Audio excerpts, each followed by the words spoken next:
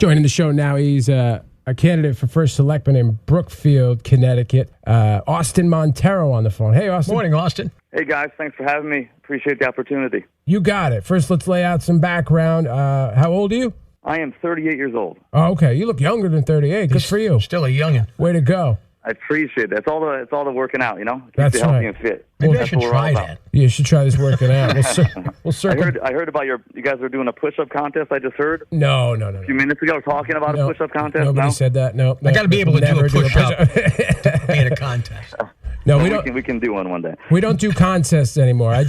We used to do man. contests. I did some stupid ones. I offered to fight a minor league hockey player. Yeah, that was a bad idea. That turned into a real. That's a bad one. That was That could get ugly. I held my own actually, but it turned into a real fight. And then there was the time where I had an arm wrestling match with a lady bodybuilder who I did beat, wow. but that's It's tough. still a lose-lose. But enough about us. But enough about us, Austin. How long have you lived in Brookfield? Yeah, so I've been in Brookfield, on and off my whole life. I've lived here about the past 15 years, strictly. So different parts of town, but last 15 years, I've been here pretty much fully in Brookfield. Okay, and your career background, what is it you do for a living right now? Yeah, so right now I actually own a business here centered in Brookfield. It's called We the People Athletic.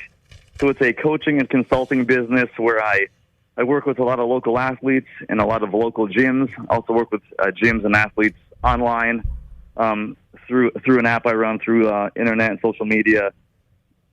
Through coaching, through helping their gym get better, and through growing their businesses and their client base. So you're not a personal trainer per se, right?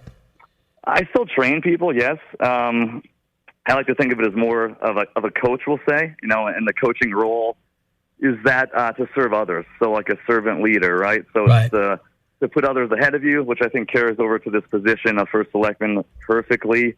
So to put others ahead of you, that be self-aware, to be empathetic to their situation, and I think that carries over as three great virtues to the first selectman position here in Brookfield. That's a very philosophical look at preacher curls. I got to tell you, Austin.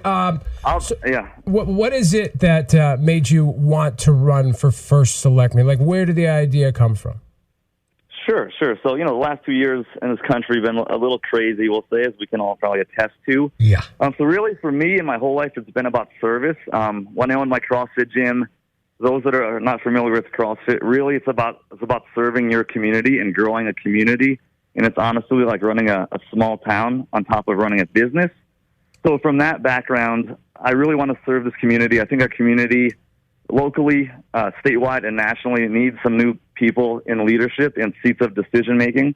I think right now we have a lot of people in seats of authority that aren't leaders. So I'd like to bring basically my voice in a lens from an entrepreneur, from a coach, to this seat here in Brookfield. And from being an independent and an unaffiliated party as I'm running under, so no party backing, we are not bound by what you see the typical tribal party alliances that we see, nationally, and we see it here locally. Really, we're honestly, I know it's cliche, but we are for the people of Brookfield. We want to move the town of Brookfield forward and not backwards to any other established party alliance. We want to move forward for the people, not bound by a party, not bound by any political handlers. So, Austin Monteiro joining the show, running for first selectman of Brookfield. Steve Dunn is the current first selectman. Ethan and I have had positive interactions with him. He's been on the show. We hear great things about him. We see the Streetscape project. Now, Ethan and I don't live in Brookfield, so we're not as tapped into the issues, and we don't take them as personally as if, we're talking about Danbury, where I live, or New Fairfield, where he lives. What do you see the issues being in Brookfield? Yeah, so I've been doing a bunch of canvassing around town, knocking on doors, and actually been running a lot of polls on Facebook. So we've been using social media quite a bit to try to engage the community and to engage the younger voter. The main thing, I think there's going to be a change this year. I'm pretty sure of it at the top of this ticket from talking to people in town. The Four Corners is still an issue that people are not happy with. I don't think they're happy from day one. The traffic on Federal Road has always been an issue. Our budget here has been an issue. This past year, our town voted to increase our budget. So, our mill rate went up to 29.65, and our tax is increased by 1.76%, during a pandemic. That's something I don't agree with. The first selectman seat also is getting a $15,000 raise this upcoming year. So as part of my platform, if I win, I would donate that back to the town treasury for the first 2 years of the position, which would be $30,000 back into our town. Something we could do with that, make a community decision on that. Something great we could do to better the town. I don't think it's a time to give a town employee a raise, during a time when our small businesses are closing and people are struggling, and it's just been, a hard year and a half. So I think that's kind of poorly managed in that aspect. Let me ask you about Federal Road for a second. Isn't that's yes, a sir. state road, right?